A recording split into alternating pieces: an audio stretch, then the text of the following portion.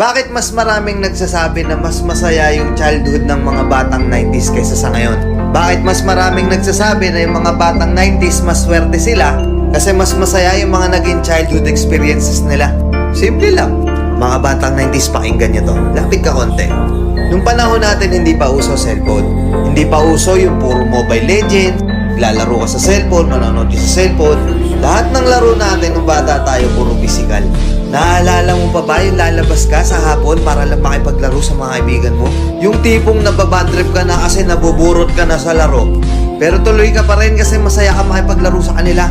Yung tipong lalabas ka ng alas 3 ng hapon hanggang alas 6, hindi ka na pwedeng magpagabi kasi mapapalo ka. Pero yung maiksing oras na yun para makapaglaro ka, pakiramdam mo ang haba-haba na. Naalala mo pa ba? Paggaling mo sa eskwela, madaling-madali ka kasi may papanoorin ka pa. Oo, kasi yung mga palabas sa TV noon, puro pambata pa. Puro cartoons, may mga anime pa. Nakakatuwa kasi yung mga palabas noon talagang nakakatulong sa bata. May matinik, may Hiraya Manawari, may siniskwela pa. Hindi ngayon. Putik na yan yung mga pinapanood ng mga bata, puro pag-ibig na, puro drama. Di ba? Mapapang umaga ka man o panghapon ka man sa klase, makakapanood ka. Naalala mo pa ba? Yung nagtutulog-tulugan ka sa hapon sa mama mo para lang makaiwas ka sa palo niya. O teka, naririnig mo ba yun? Oo, paulan na.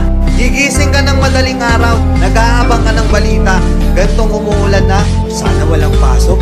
Yung tipong kahit hindi pa nag-a-announce sa balita, pag lumakas yung ulan ng ganyan, anak, huwag ka nang pumasok.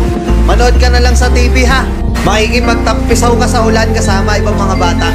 Nakakamiss yung mga panahong wala ka pang pinoproblema. Nakakamiss yung mga panahong wala ka pang responsibilidad at obligasyon. Nakakamiss yung mga panahon nung ikaw ay bata pa. Pero napapansin ko, bakit hindi ko na nakikita yung mga ganong klaseng bata? Sa tuwing lumalabas ako, napapansin ko napakatahimik na ng iskinita. Hapon na, oras na ng paglalaro nila. Pero bakit ganon wala ng mga bata? Nasa na sila? Na-focus na sa kaka-cellphone. Hindi na lumalabas ng bahay. Mas minaigi na lang nilang mag-cellphone at manood ng mga bagay na wala namang kakwenta-kwenta. Iba na talaga panahon ngayon, no? Kasi ngayon yung mga bata hindi na nila ini-enjoy yung pagkabata nila. Hindi na sila lumalabas para makipaglaro sa mga kalaro nila. Nagbabago na talaga yung takbo ng mundo, di ba? Kaya kung ako tatanungin, oo, masaya ako na naging parte ako ng batang 90s na to.